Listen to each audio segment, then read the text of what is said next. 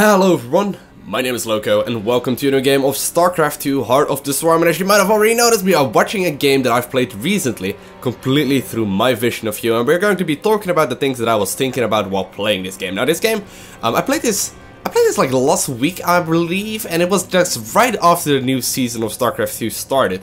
Now, in this specific game, we're actually going to discuss a specific opener that I recently liked doing quite a lot. It's going to be a hatch into a gas geyser into a spawning pool. Now, right off the bat, considering you are playing on LowkoTV, which is a 2-player map, right off the bat I'm gonna have to tell you this is a pretty risky build to do. Because obviously right now in ZVZ you still do see a lot of 9 pools, a lot of 10 pools, and sometimes even earlier pools than those two. And you know, basically whenever you go for a hatch first and you're up against a build order like that, you can't just accept a build order loss because you just straight up lose. So going for a hatch into a gas geyser and then eventually a spawning pool, it's basically the latest spawning pool that you can reasonably get in ZVZ, and therefore it's quite a risk that you're taking early on. I kind of like taking a risk every now and then because obviously, you know, it just makes the game a whole lot more interesting. But I'm just pointing it out, if you're going to try this specific build, you're going to have to accept the fact that you might just lose games straight up because of 10 pools and because of 9 pools. Now we got that out of the way, you can see my drone. Actually, let me put it on my vision right there.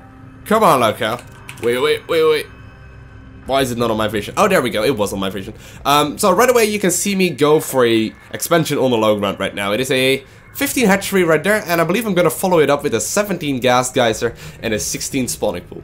Now, this is a rather short game, and the reason is, obviously I'm going to do a little bit of a timing attack. Going for a gas before a spawning pool actually lines up the first queen injects. Now let me go a little bit more, you know, before we actually can see that, let me go a little bit more in depth about that. There you can see me taking a gas geyser, by the way. But going for a gas before the spawning pool actually allows you to mine 100 gas before the spawning pool finishes. So what this allows you to do is actually start your metabolic boost upgrade right away for the Zerglings, which is obviously the Zergling speed.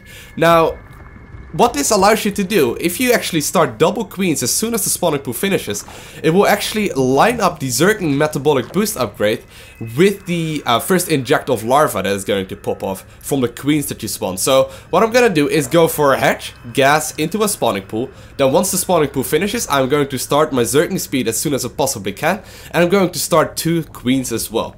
And the inject of these 2 queens will actually line up perfectly with my Zergling speed. Now we will see so very shortly, but this actually allows me to go for a pretty huge timing attack. Now here we go, I actually notice, okay, my opponent is going for a hatchery first as well, so I don't really need to worry about anything. I know exactly what my opponent is up to, and I know I was probably a little bit greedier than my opponent, so I will be able to maybe try a little bit of aggression, or maybe just straight up kill him.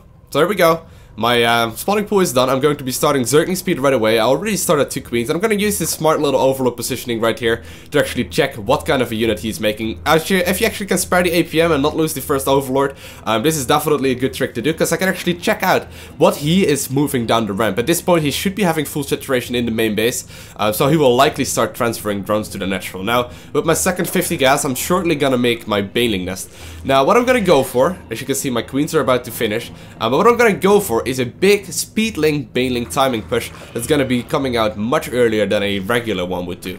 So here we go, I'm going to have both my queens out already. Might lose a drone right here if I'm not careful. Nope, actually don't manage to just make it into an Extractor and castle that one right away. And at this point I'm still just making drones.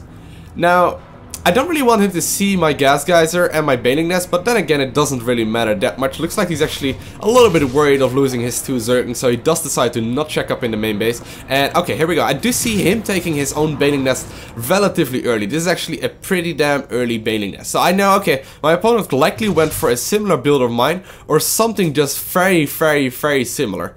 Now, I do manage to actually sneak those 2 Zerglings in the main right there, but I'm going to start my massive amount of Zerglings.